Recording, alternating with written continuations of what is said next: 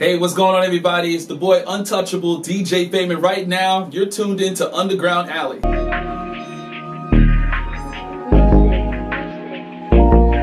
I dropped your number about 1,000 times. All I remember, you were full of lies. Hey, what's your pleasure? Team Green, hands up! Team Green, hands up! Come on! The rhyme was there, but then it went to this way.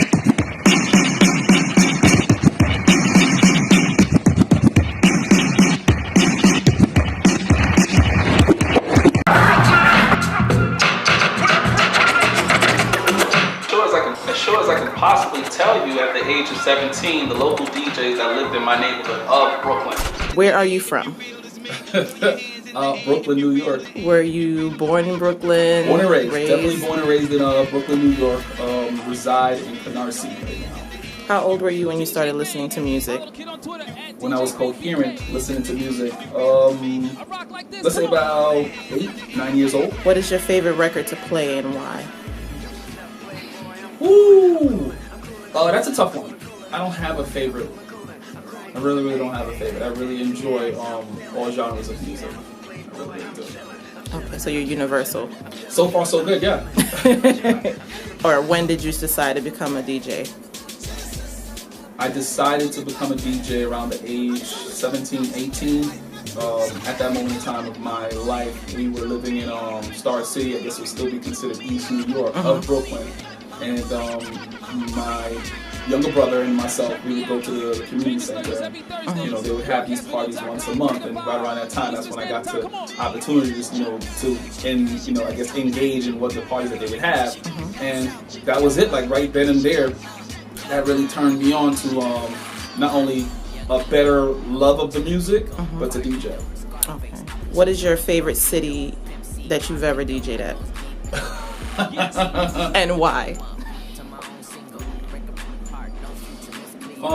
Favorite city.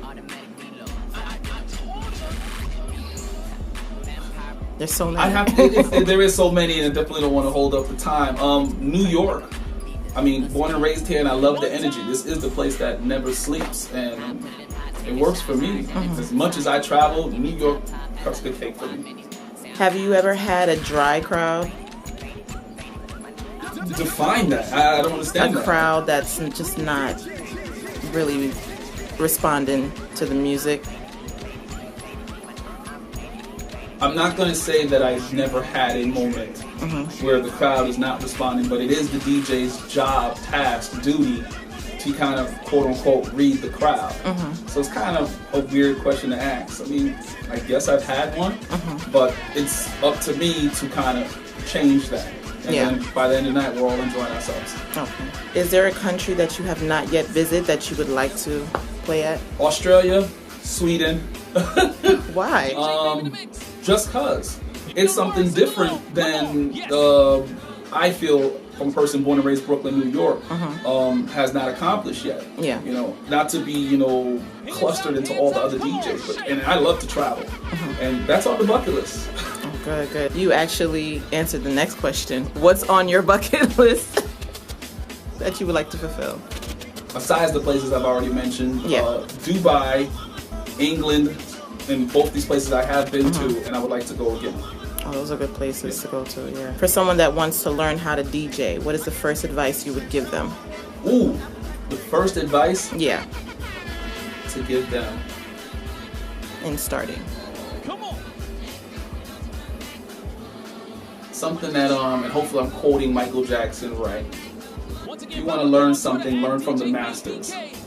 So if you're getting into like an art, the craft itself, DJing, you should find out how it started. Yeah. And come back up. Start ground and then go back up. Okay. Start from the root. What grinds your gears about the music industry today? And it'd be vague to say everything.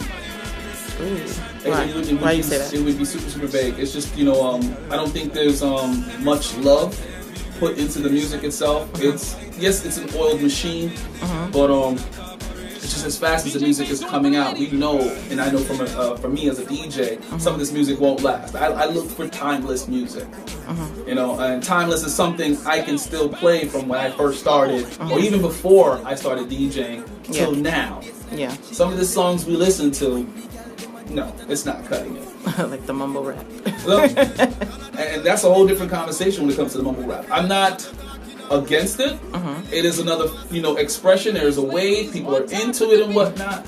But I personally have my my views about it. Okay. And what are your views? It's not. It's short-lived. Okay. I don't see most of the music, especially me, playing 10 years later. Okay. Who was your favorite underground artist and why? I don't have one. Oh, you don't have one? I definitely do not have one. Okay. Who was your favorite major artist and why? Don't have one of those either. Oh, right. I just don't isolate anybody out. Like, everybody expresses themselves differently. And, you know, music touches us in all, you know, in different ways. And if something grabs my ear, I'm with it, you know, but there's no favorites. Everybody, you know, as they say, you know, God loves equally. Right.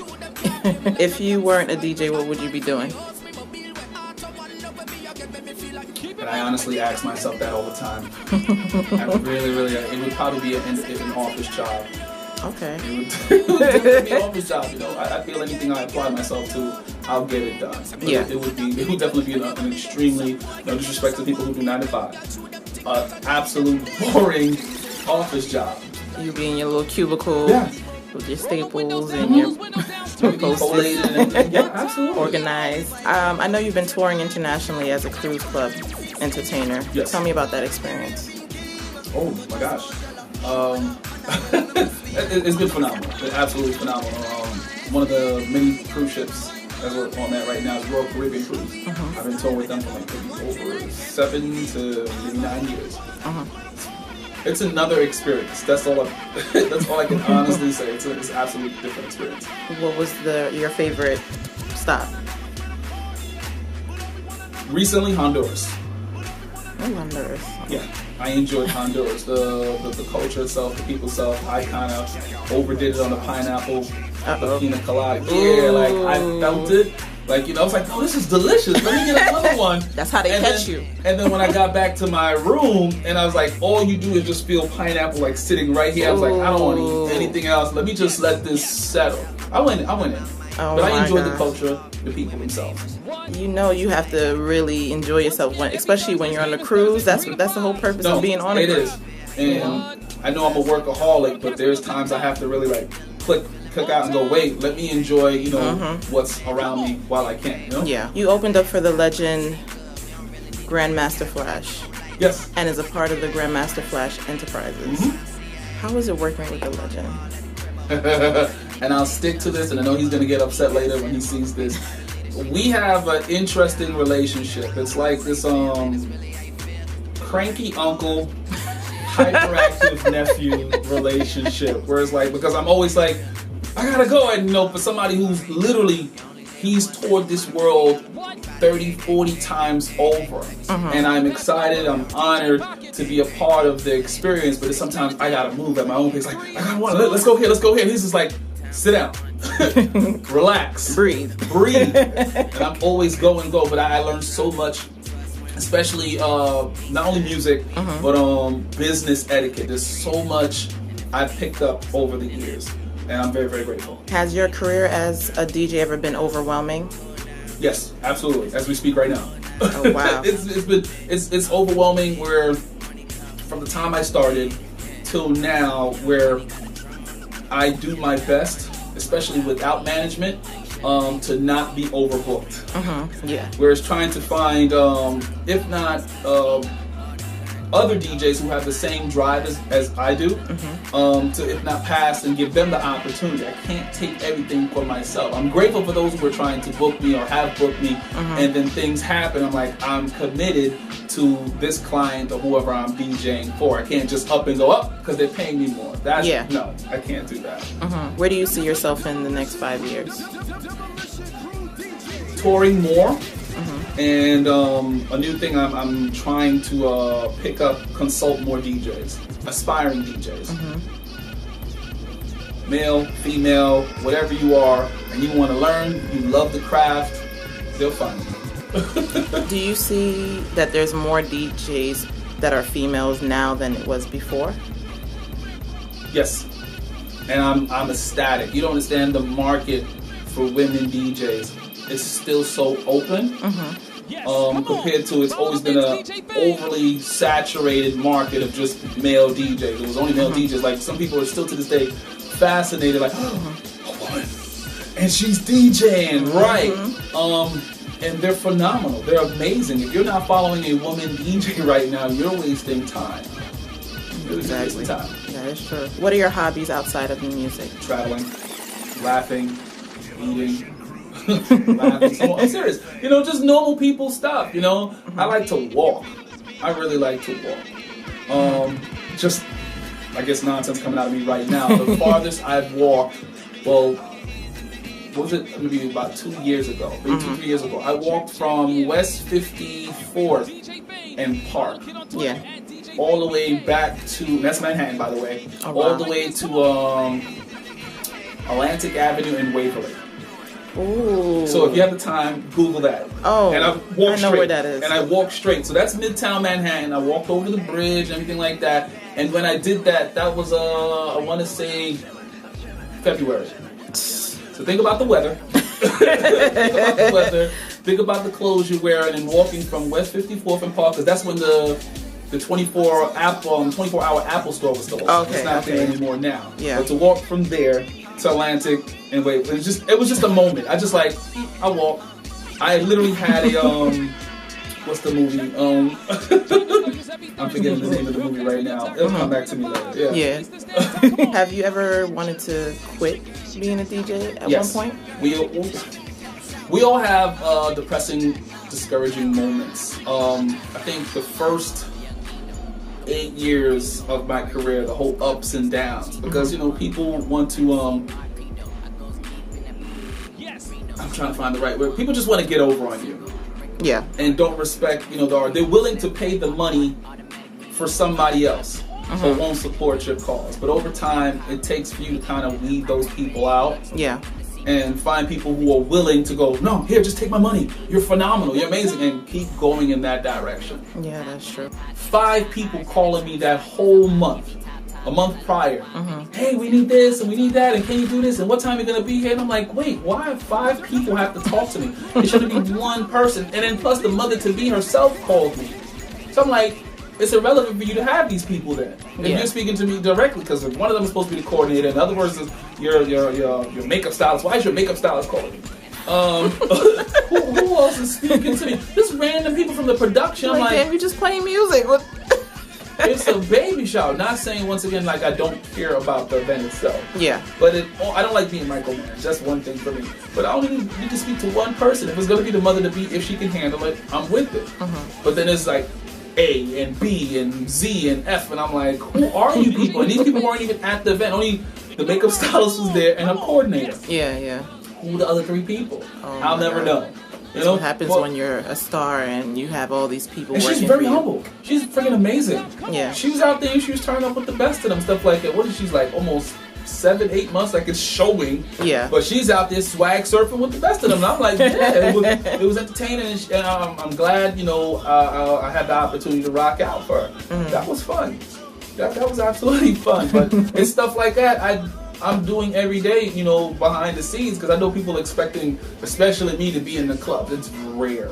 Absolutely rare to be in the club. Like, somebody's talking to me right now about being a residential DJ for some spot in the city, and I'm just like, let's see where that goes. Yeah. You know? Other than that, it's like, hey, F.A.M.E, we need you to play. Okay, cool, but it's in Wisconsin. All right, no problem. Ticket paid for, hotel paid for. All I gotta do is show up, walk on my laptop. Good night. Get back on the plane, come back to New York. Yeah, I love it. That's the freaking life, man. That's something I built for myself. For the aspiring DJs, it's like, yo, don't get so caught up in, damn, I gotta get on the radio and I gotta do this and I gotta do that. And there's so many other avenues that we're neglecting. There's tips, because I'm lost in social media and I just have to learn myself. I mean, sure, there's so many, because after hours, because yes, it's a city that never sleeps. Most of us, unfortunately, believe when it gets dark outside, all right, it's time to go to bed. These people in Japan are still up. These people in England are still up. And that's how I function for maybe the first time I've ever toured. And I come back with this information. It's like literally when Moses went to the mountain and came back, it was like, and trying to explain to you guys, like, yo, there's more to life. And you guys are stuck doing this. Come on, man. So coming back here, people thinking I'm like talking a completely different language. Like, if you do this, this will happen. So like example given. So like even for this, you know, the whole production and stuff like that. Yeah. You have to find more people who do that. And humble yourself to go to their page and like it. I'll like 4 or 5 photos, you know, and just for me to stand out, because you can just like one, whatever. I literally like 5 or 7 consecutively. This is a thing I do. And especially if it's a DJ or some type of artist in some limelight, and I build with them. And yes, it's like literally playing the long distance run with this type of business, you know. And I do it like one individual. Like I'm a fan of I don't know if you know about Dormtainment. Okay, Dormtainment. These group of guys, like about 7, 8 guys, and they do all these comedy skits. Before, you know, King Batch and all the other ones that came out right now, they were the thing for me. This is a little bit after college, and I was like, yo, why didn't I think about doing this? Just getting a camera, running around New York City and just doing stupid stuff and blogging. All they did was consistent. Over time, they got better to the production. You know, where I'm gotten to, they built this platform. Now they're selling apparel. They're all doing stuff like it. It got to the point that the networks noticed them. They did something, I don't think it was HBO, I think it was like FX. And they have like TV series, and now because of that, they've been picked up, each person, because they're either a writer or they're a comedian or whatever they do, you know? But they still do their own thing. They still consistently keep putting out product. And one individual, Mike, or he calls himself Mike Dam, I forget what was his other persona on Instagram. It'll come back to me. But I like what he was doing, and on top of that, guess what? He's Jamaican. So when I found that out, I was like, wait a second, you DJ? And I hit him up, and he was humble enough. I was just like, yo, I like what you do. Is it all right if I send you music? And as I said before, going back to my friend who does the remixes, I've done the remixes with him. All I did was put them, I said, hey, give me your email address. It doesn't hurt to get email address. I'm not asking for your debit card number. And I'm like, yo, just give me this. He gave me his email address, and I sent the music out. And he was like, and he played it, and he was so hyped, he didn't have to. And then he went on his social platform and was like, yo, shout out to DJ F.A.M.E for these remixes. These remixes are hitting. I'm going to play them on my next party. And he tagged me to it. All I have to do is just repost. Now, not only is my fan base, like yourself, checking out what I'm doing, his fan base going, who the fudge is DJ F.A.M.E? I'm going to go to his page. Now, it's up to them if they choose to like or dislike, if they choose to add me. And that's all I am doing. That's all I'm doing, just to constantly be, you know, build awareness. That's all we're doing, because yes, we want to remember, yes, we are the brand. Underground Alley is the brand. You know? But who else can I snatch up to do it? You know? And then follow the same suit. Whatever. He thinks I'm moving. That's fine. And I constantly do that. Like, we all know, like, now it's flattering, fascinating, still shocking. A good portion of Brooklyn know me. But to keep that going, because the new generation can give two shits. But it's like, no, he's the truth. It's not me saying it. They're saying it. You know, whether I've had the opportunity, like I'm sitting down with you right now, and I just give you these gems on, like, yo, maybe you could add this to your business. Or we actually sit behind a set, you know, turntables, whatever, and I'll show you this is how I do it. Anything to enhance you. Instead of, you know, you just being stuck in this circle. Nobody wants to be stuck in this mother flipping circle for the rest of their life. Because, trust me, my friend who did the remixes, he's been DJing longer than me. Super longer than me. Almost about, maybe, he's got a 20-year over me. DJing. He's been doing it 20 years more than me. And at this December 24th, 25th will be my 20 years DJing. Oh, wow. Wow, 20 right. years? Wow. I don't know, I'm just keeping it simple then and just kind of just laugh to myself. But for, now these clients and these wonderful people I deal with right now, they get it. Yeah. And it makes sense. And a lot of people are doing, and a lot of businesses are asking for deposits. You have to. You absolutely have to. And that's definitely something I would like to, one of the few things I would like to tell aspiring DJs, just get your down payment. Just don't, they're going to pay me when I get there. It's not going to work. When you finish doing the event and you're chasing promoters and whomever, been there, done that. And I feel like for the information we have, pass it on. Yeah. So you don't have to go through it. Exactly. And you'll help another person out as well. I didn't get a chance to do that. I did another event with Tracy Morgan earlier that year. Yeah. That was fun. Tracy Morgan is funny. He's funny. No, he's serious and he's funny. He's serious when he needs to be, but he's entertaining. We're not talking about stupid things. Like, he knows his craft very, very well, and I appreciate him. I did not do the block party with him.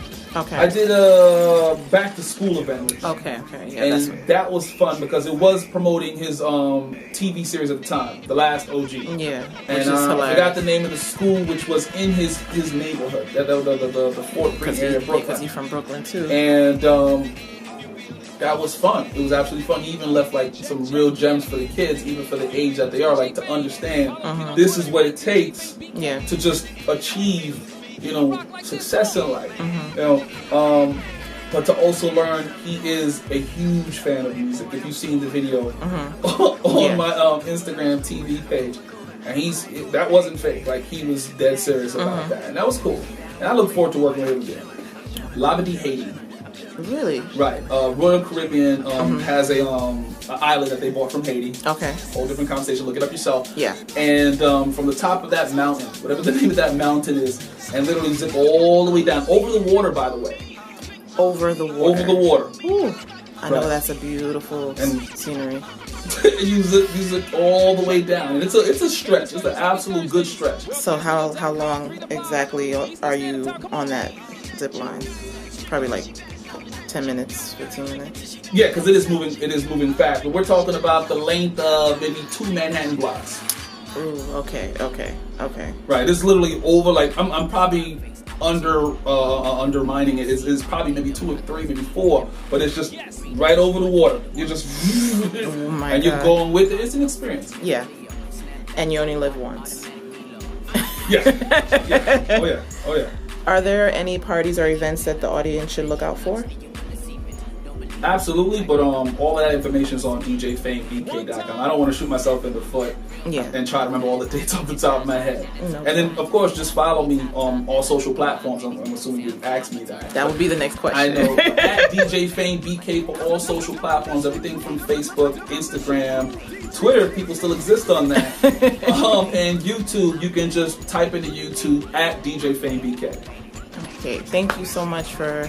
No, thank you. I appreciate y'all. I thought the questions were going to be, woo, and I'm like... Yeah, you're an expert with the questions. That's okay. Thank you so much for joining my channel, and until next time, peace out.